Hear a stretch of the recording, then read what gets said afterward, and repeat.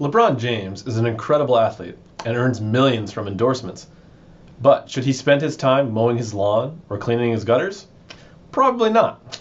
His time is far more valuable shooting commercials or training for games, while he can hire someone else to handle the chores. This is the essence of specialization in trade. By focusing on what they do best and trading for other goods or services, individuals and societies can achieve greater efficiency and prosperity. Let's dive into the economics of specialization and trade. The point of markets is that they reallocate stuff. They reallocate workers, they reallocate goods, they reallocate inputs to their best, most profitable use. Okay? The gains from trade are going to be the benefits that come from reallocating these resources, goods, and services to their better uses. Okay? So we can do better and get more stuff if we make trades with other people and other countries than we could do if we were just by ourselves on an island. Okay? So markets are going to create these gains from trade by effectively allocating tasks to whatever unit is specialized or better at doing that thing. Okay, so dentist and a hygienist example. Right? So a dentist could clean teeth. They don't do that. Dentists hire hygienists to clean the teeth, and dentists will then come in and at the very end check to make sure there's no cavities, blah blah blah. Do the more complicated things. Right? So the dentist is a very specialized, highly trained individual. A hygienist is a specialized, but it doesn't take as many years of education and specialization to become a dental hygienist, which are just cleaning the teeth. Okay, and so that means that it's cheaper to create a hygienist than it is to create a dentist. Okay, and so the dentist industry has done is that we can get through a lot more people of cleaning their teeth by having someone who specializes in cleaning teeth. That doesn't take that much education to do it. And the dentist then can focus on the more complicated specialized tasks, such as diagnosing diseases of the teeth and dentures and so on. Okay. Now I want to go through an example of production of the gains from trade that you can be made from international trade, and an example of two countries.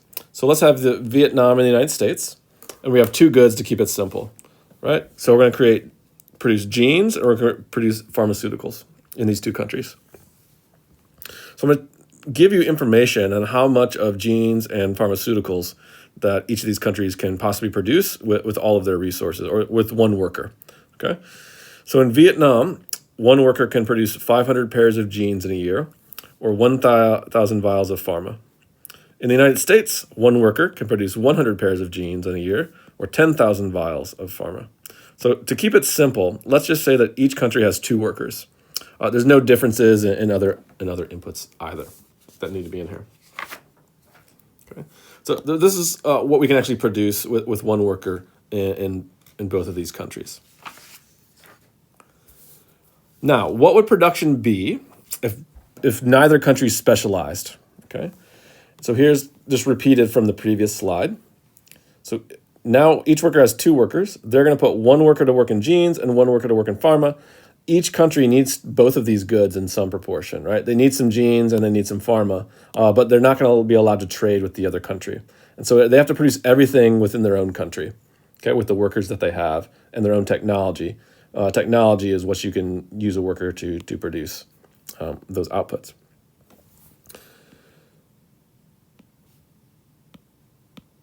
So Vietnam, okay, they're going to put one of their two workers to producing jeans, and they can produce 500 pairs of jeans. And they'll have one worker on pharmaceuticals, and that one worker would produce 1,000 pharmaceuticals. The United States would take their two workers. One of the workers would produce jeans and produce 100 pairs of jeans, and one worker would produce pharmaceuticals and create 10,000 vials. So in total, the total world production there, we're going to sum up the jeans production across the two countries. The world in total would have 600 pairs of jeans and 11,000 vials of pharmaceuticals. So this is the case of what we would get if there's no specialization and no trade. Okay. On this next slide, we are going to allow countries to specialize. Right. So suppose workers in the US and Vietnam specialize in the production of the product in which they're most technically efficient.